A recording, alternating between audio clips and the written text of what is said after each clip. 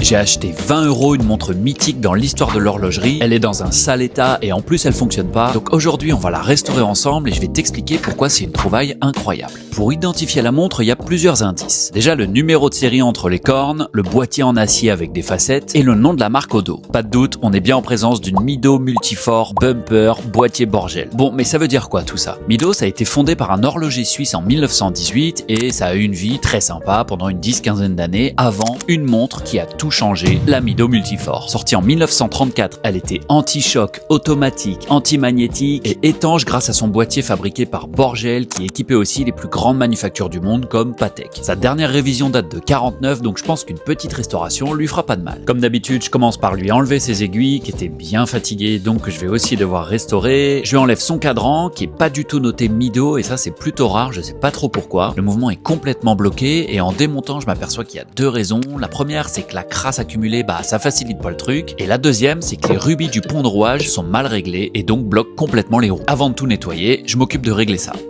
Là c'est carrément mieux. Une fois la montre à poil, on l'envoie dans le bain. Et une fois que c'est tout propre, je peux lui mettre son nouveau ressort de barillet parce que l'ancien était flingué. Je remonte le tout et la belle est repartie. Ça c'est toujours assez plaisant. Maintenant que le mouvement revit, il est grand temps de m'occuper du boîtier parce que je te rappelle que c'est un François Borgel, donc c'est quand même pas de la cam et il le méritait bien vu toute la crasse. Un petit polissage pour lui redonner son lustre d'antan parce qu'elle a quand même 86 ans mémère, là c'est carrément mieux. Un nouveau verre pour remplacer l'ancien qui était pété.